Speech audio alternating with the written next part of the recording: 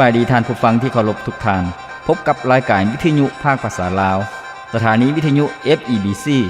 รายการ30นาทีต่อไปนี้หวังว่าจะเป็นประโยชน์ต่อท่านผู้ฟังในการดำเนินชีวิตเมื่อท่านผู้ฟังได้ติดตามรายการนี้ท่านก็จะมีความหวังมีความสุขในการดำเนินชีวิตเชิญท่านผู้ฟังติดตามได้ดังต่อไปนี้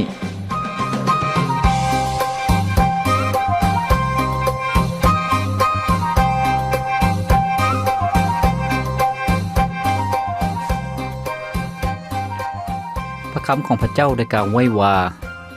พระเจ้าองค์นี้เป็นที่พึ่งอันเข้มแข็งทรงจัดเตรียมทางอันปลอดภัยให้ข้าน้อยได้พระธรรม2ซามูเอลบทที่22ข้อที่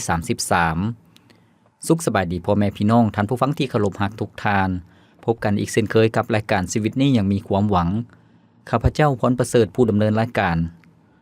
ยินดีต้อนรับท่านผู้ฟังเข้าสู่รายการของพวกเรา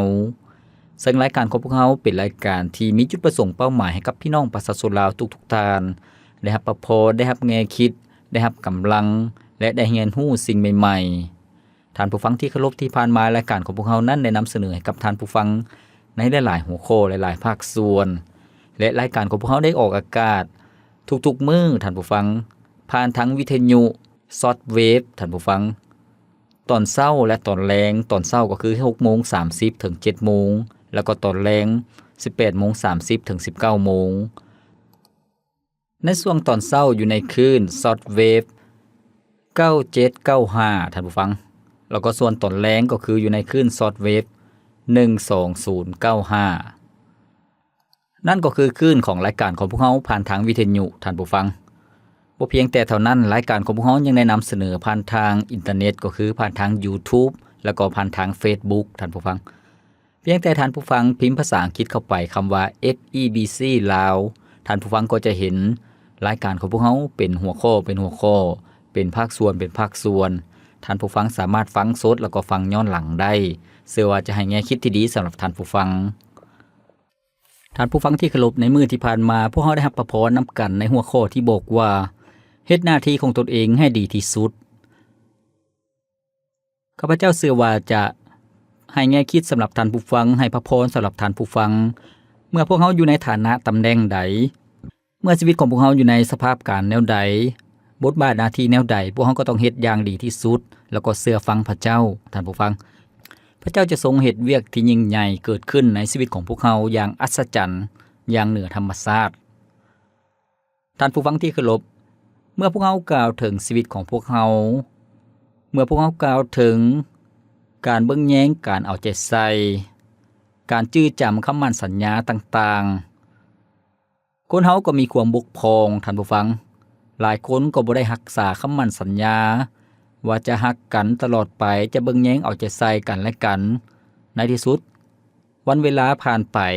ความฮักก็จืดจางการเบิ่งแย้งเอาใจใส่ก็บ่มีแล้วก็ลืมกันไป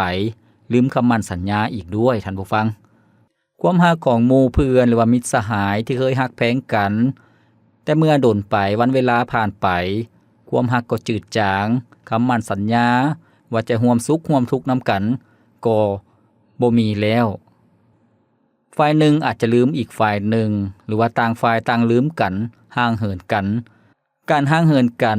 เนื่องจากเวลาโดนนานการห่างเหินกันเนื่องจากอยู่คนละบอนคนละแหงท่านผู้ฟังเฮ็ดให้ความสัมพันธ์ที่ดีที่อบอุ่นต่อกันและกันนั่นก็ห่างเหินแล้วก็จืดจางไปนั่นก็คือชีวิตของคนเฮาท่านผู้ฟัง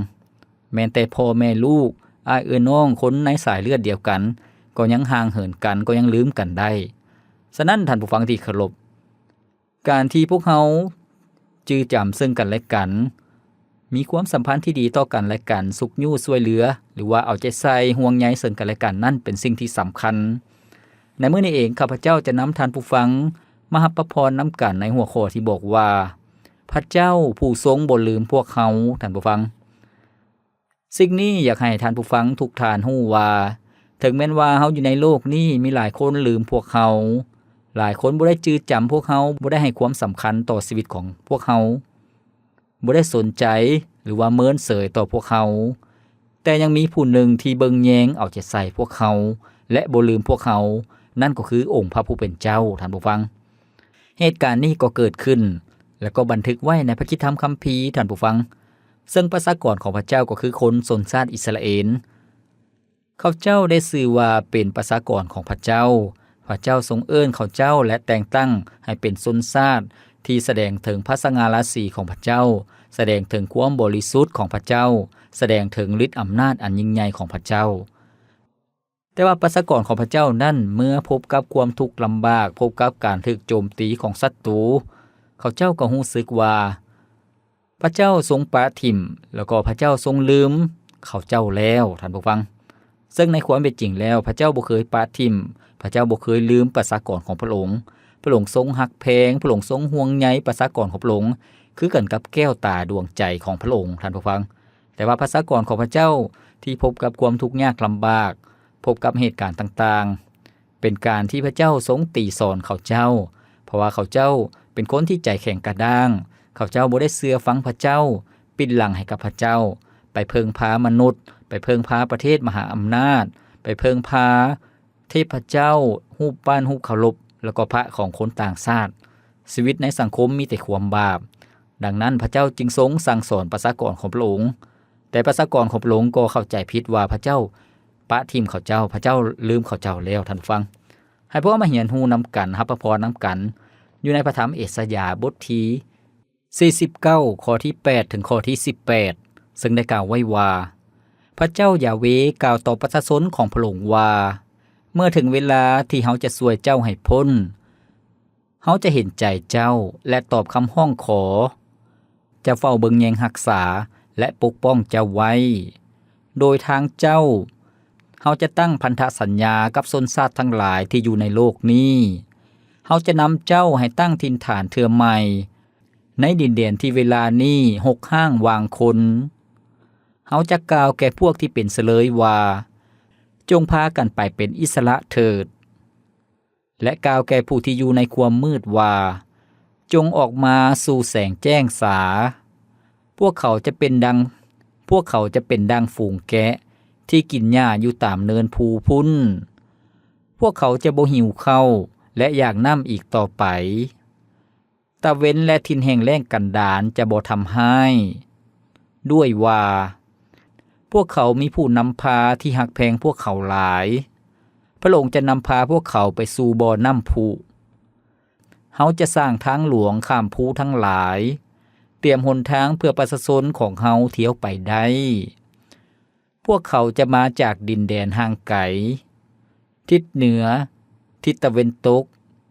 ทิศตะเวนออกทิศใต้โอ้ฟ้าสวรรค์เอ๋ยจงห้องเพลงสรรเสริญโอ้แผ่นดินโลกเอ๋ยจงโห่ห้องสมชื่นยินดีเถิดจงให้ภูเขาทุกหน่วยโห่ห้องเป็นเสียงเพลงดังๆพระเจ้ายาเวห์จะอ่อยใจประชาชนของพระองค์ประชาชนของพระองค์ผู้ที่ได้ทนทุกข์ทรมานพระองค์จะเมตตาประชาชนเหล่านั้น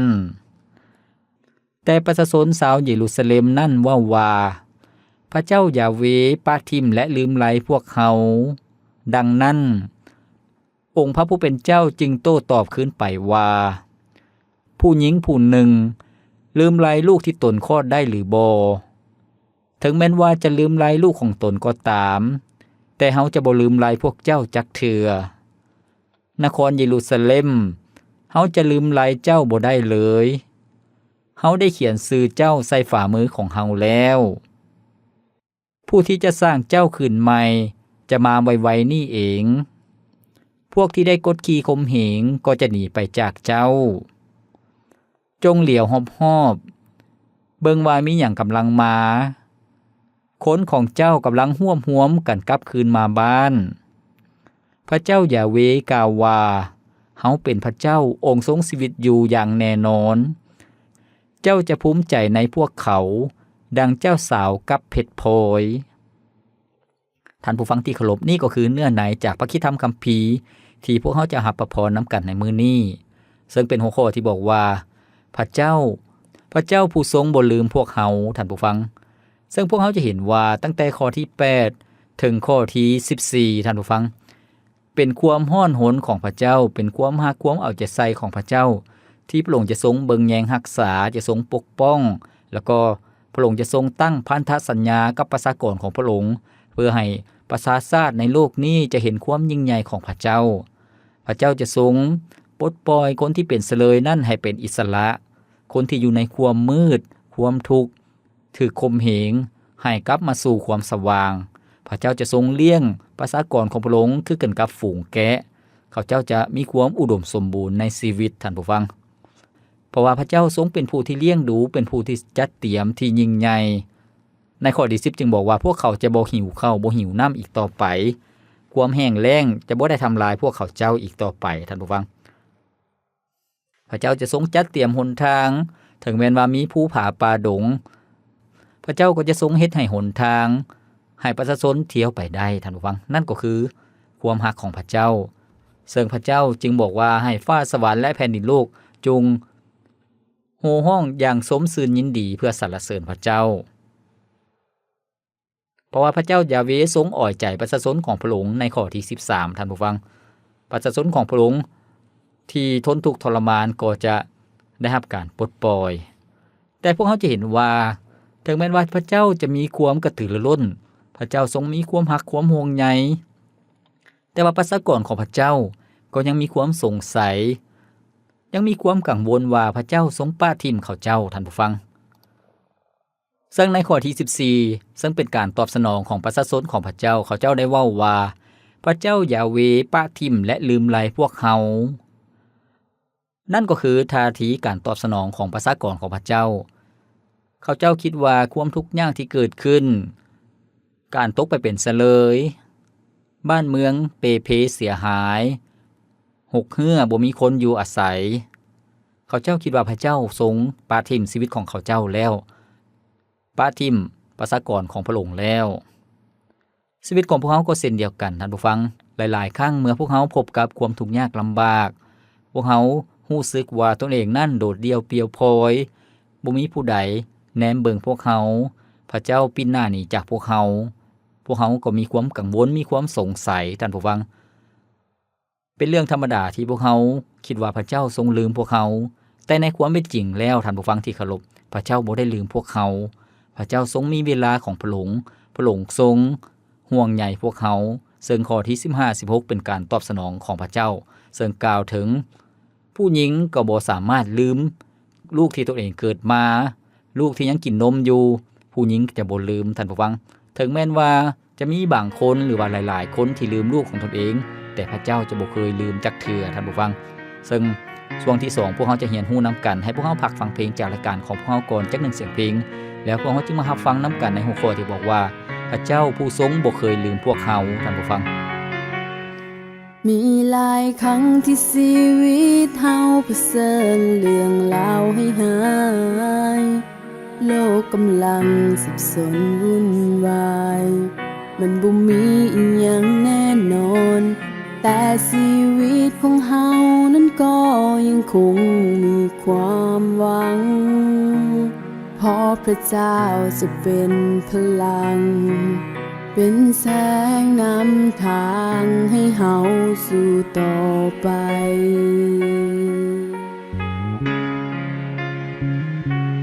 มีหลายครั้งที่ชีวิตเฮาเผชิญเรื่องราวให้หา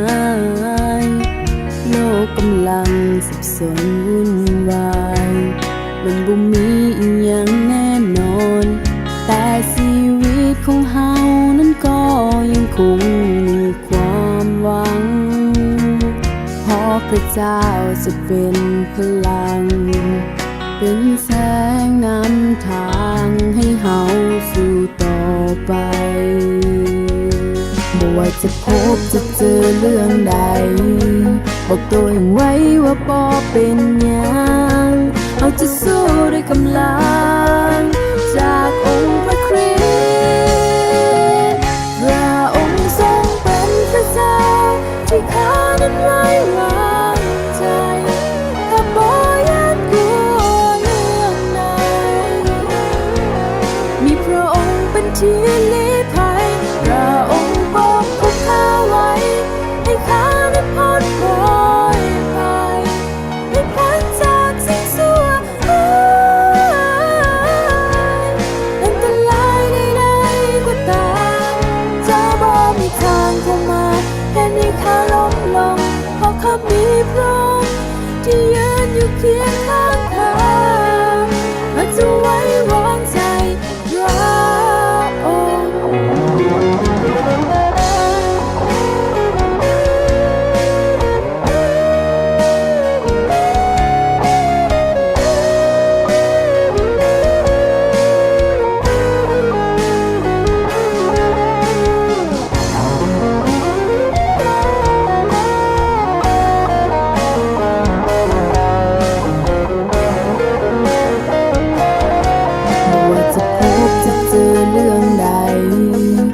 ตัวเองไว้ว่าบ่เป็นหยั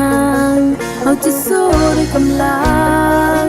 จากองค์พระคริสต์พระองค์ทรงเป็นพระเจ้าที่ข้านั้นไว้วางใจข้าบ่ยานกลัวเรื่องใดมีพระองค์เป็นที่ลี้ภัยพระองค์ปกคุมข้าไว้ให้ข้านั้นพ้นปลอดภัยให้พ้นจากสิ่งชั่วอันตรายใดๆก็ตามจะบ่มีทางเข้ามาเห็นให้ข้าล้มลงเพราะข้ามีพระองค์ที่ยืนอยู่เคียงข้างข้าพระองค์ทรงเป็นพระเจ้าที่ข้านั้นไว้วางใจข้าบ่ยานกลัวเรื่องใดมีพระองค์เป็นที่ลี้ภัยพระองค์ปกคุมข้าไว้ให้ข้านั้นพ้นปลอดภัยให้พ้นจากสิ่งชั่ว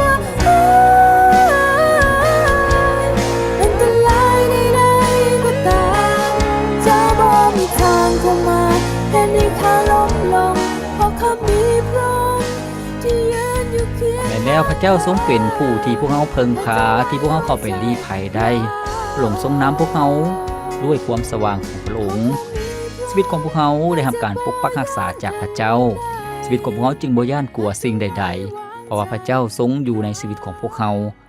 ช่วยเหลือชีวิตของพวกเราชีวิตของพวกเราจึงหวังในพระเจ้าดังบทเพลงที่พวกเราได้ฟังไปแล้วนั่น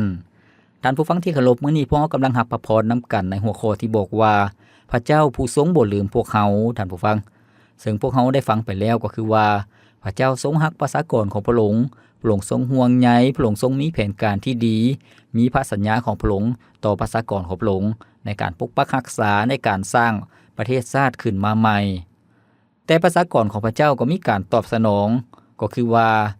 เขาเจ้าบอกว่าพระเจ้าได้ลืมไลแล้วก็ป้าทิ่มเขาเจ้าแล้วแต่การตอบสนองของพระเจ้าในพระธรรมเอเสยาห์บทที่49นี้ข้อที่15-16ได้กล่าวไว้ว่าดังนั้นองค์พระผู้เป็นเจ้าจึงโต้ตอบไปคืนว่าหญิงผู้หนึ่งลืมไลลูกที่ตนคลอดได้หรือบ่ถึงว่าแม่จะลืมไลลูกของตนก็ตามแต่เฮาจะบ่ลืมไลพวกเจ้าจักเทื่อนครเยรูซาเล็มเอ๋ยเฮาลืมไลเจ้าบ่ได้เลยเฮาเขียนชื่อเจ้าใส่ฝ่ามือของเฮาแล้วแม่นแล้วท่านผู้ฟังนี่ก็คือการตอบสนองของพระเจ้าเมื่อประชากรของพระองค์รู้สึกว่าพระเจ้าป้าทิ่มเขาเจ้าพระเจ้าลืมไลเขาเจ้าแล้วแต่ในความเป็นจริงพระเจ้าบ่ได้ป้าทิ่มพระเจ้าบ่ได้ลืมไลพระเจ้าจึงได้กล่าวเป็นพระเจ้าจึงยกภาพเปรียบเทียบก็คือว่าหญิงผู้หนึ่งจะลืมลูกของตนเองที่ตนเองคลอดได้หรือบ่ท่านผู้ฟังก็คือว่าหญิงผู้หนึ่งก่อนที่จะคลอดลูกก่อนที่จะเกิดลูกก็ต้องถือพา9 เดือนท่านผู้ฟังเมื่อถึงเวลาก็จะเกิดลูกแล้วก็ให้ลูกกินนมหญิงซึ่งเป็นผู้เป็นแม่ก็มีความผูกพันกับลูกอย่างสนิทแน่นเพราะว่าเป็นสายเลือดเดียวกันเป็นลูกที่ตนเองให้กำเนิดมาท่านผู้ฟังดังนั้นหญิงก็บ่สามารถลืมลูกของตนเองได้ถึงแม้ว่าแม่บางคนลืมลูกของตนเองก็ตามแต่ว่าพระเจ้าจะบ่ลืมประชากรของพระองค์ที่เป็นลูกของพระองค์ท่านผู้ฟังพระองค์ยังทรงห่วงใยพระองค์ยังทรงเอาใจใส่เบิ่งแยงปกปักรักษาท่านผู้ฟังซึ่งเป็นคนที่เป็นประชากรของพระองค์ชีวิตของพวกเขาก็เช่นเดียวกันเมื่อพวกเขาเชื่อวางใจในพระเยซูเจ้าพวกเขาก็เป็นประชากรของพระเจ้าพระเจ้าจะบ่ปะทิ่มพวกเขาพระเจ้าจะบ่ลืมพวกเขาพระองค์ทรงเอาใจใส่พระองค์ทรงเบิ่งแยงพวกเขาพระองค์ทรงเลี้ยงดูชีวิตของพวกเขาในพระคุณความรักของพระองค์ท่านผู้ฟังพวกเขาบ่ต้องต่ำค่อยน้อยใจบ่ต้องน้อยเนื้อต่ำใจว่าพวกเขาถูกปะทิ่มบ่แม่นแนวนั้นพระเจ้ายังรักพวกเขาแล้วก็มีแผนการที่ดีสำหรับพวกเขาดังที่พวกเขาได้ฟังตั้งแต่ตอนเริ่มต้นที่พระเจ้าทรงมีอนาคตที่ดีพระองค์ทรงตั้งใจจะนำพาประชากรของพระองค์นั้นให้ไปสู่อิสรภาพไปสู่ชัยชนะพระองค์จะทรงเฮ็ดให้ดินแดนของเขาเจ้าที่หกห้างวางคนให้เป็นนครที่ยิ่งใหญ่เกิดขึ้นท่านผู้ฟังพระสัญญาของพระเจ้าก็เป็นจริงแล้วก็พระเจ้าทรงกล่าวว่า นครเยรูซาเล็มเอ๋ยนครเยรูซาเล็มเอ๋ยเฮาลืมไลเจ้าบ่ได้เลยเฮาได้เขียนเจ้าใส่ฝ่ามือของเฮาแล้วแม่นแล้วท่านผู้ฟังพระเจ้าจะบ่ได้ลืมประชากรของพระองค์พระองค์ลืมบ่ได้ท่านผู้ฟังพระองค์ทรงได้กล่าวว่าพระองค์ได้ทรงเขียนชื่อของประชากรของพระองค์ใส่ฝ่ามือของพระองค์หมายถึงสิ่งที่เฮ็ดให้พระองค์นั้นฮู้จื้อจำท่านผู้ฟังสมัยก่อนพวกเฮาขอเบอร์โทรศัพท์กับหมู่เพื่อนพวกเฮาบ่มีเจียที่บันทึก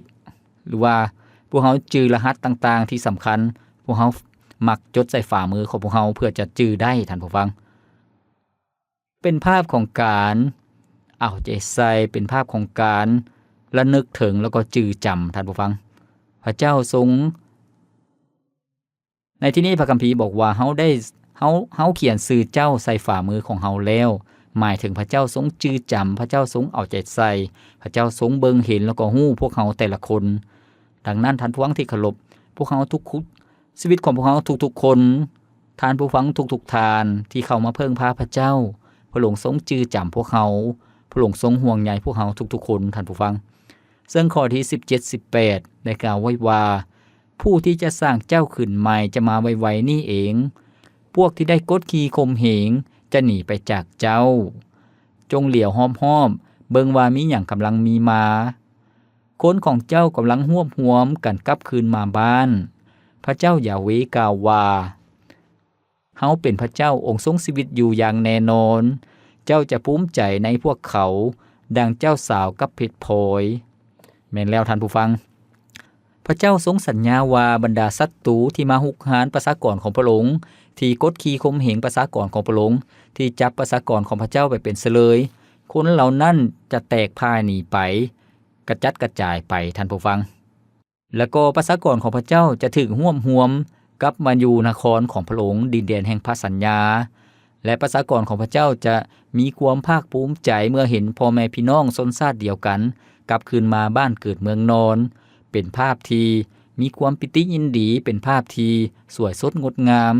พระคัมภีร์จึงกล่าวไว้ว่าดังเจ้าสาวกับเพชรพลอยท่านผู้ฟังเจ้าสาวจะมีความภาคภูมิใจมีความงดงามเมื่อได้ใส่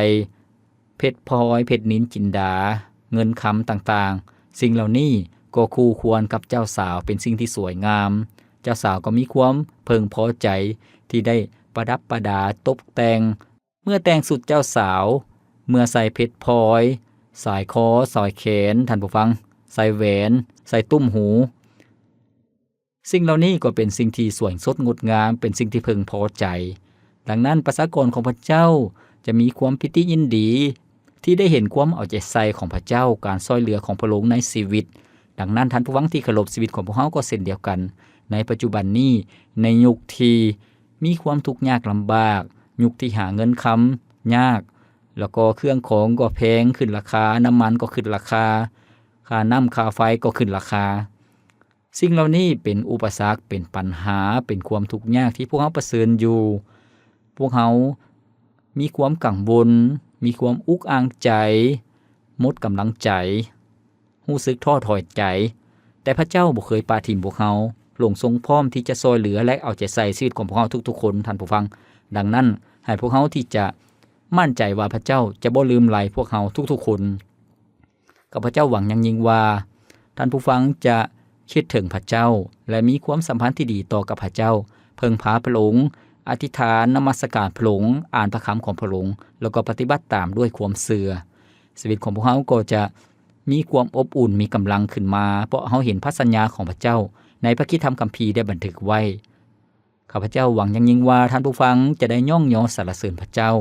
และประกาศเป็นพยานเรื่องความยิ่งใหญ่ของพระองค์เวียกงานของพระองค์ที่กระทำสำเร็จในชีวิตของพวกเฮาให้คนอื่นๆอยู่อ้อมข้างพวกเฮาได้รู้จักกับพระเจ้าเช่นเดียวกันท่านผู้ฟังที่เคารพรายการของพวกเฮาดำเนินมาฮอดนี้ก็สิ้นสุดเพียงเท่านี้ข้าพเจ้าพรประเสริฐผู้ดำเนินรายการขอกล่าวคำว่าขอพระเจ้าอวยพรท่านผู้ฟังทุกท่านพบกันใหม่ในมื้อต่อไปสบายดี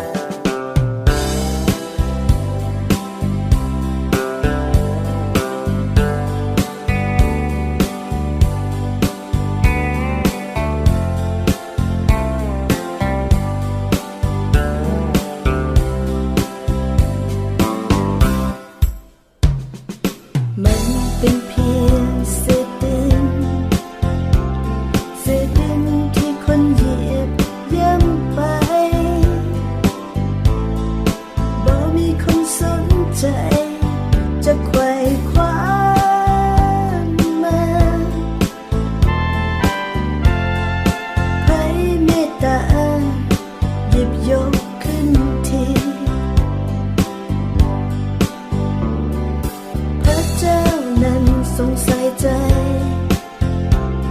ห่วงใยเขาอยู่เรื่อยไปบ่สนใจแม้นไผจะตำสามมาสวยสักน้ำตาโดยพระคุณหยิบยกขึ้นมาแต่งเติมเสริมให้มีค่าปั้นสร้างมาให้มีความหมายจากใจสมดังคนต่ำที่มีค่าต่ำใส่พักคำเข้ามาล่อล้อมจากคนที่เป็นคนให้เป็นคนที่มีค่าด้วยเมตตาที่ทรงสร้างเฮา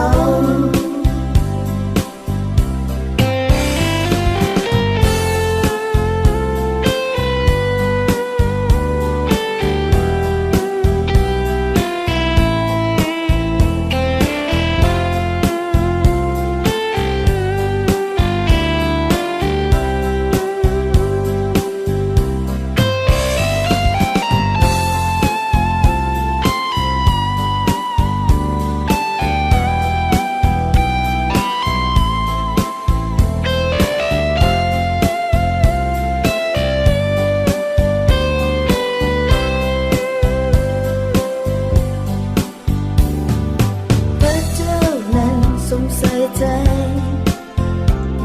ห่วงใยเขาอยู่เรื่อยไปบ่สนใจ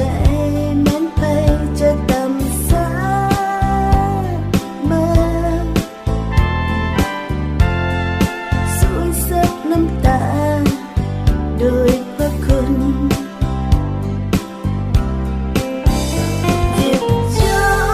กขึ้นมาแต่งเติมเสริมให้มีค่าปั้นสร้างมาให้มีความหมายจากใจสมดังคนต่ำที่มีค่าต่ำใส่พักคำเข้ามาล่อล้อมจากคนที่เป็นคนให้เป็นคนที่มีค่าด้วยเมตตา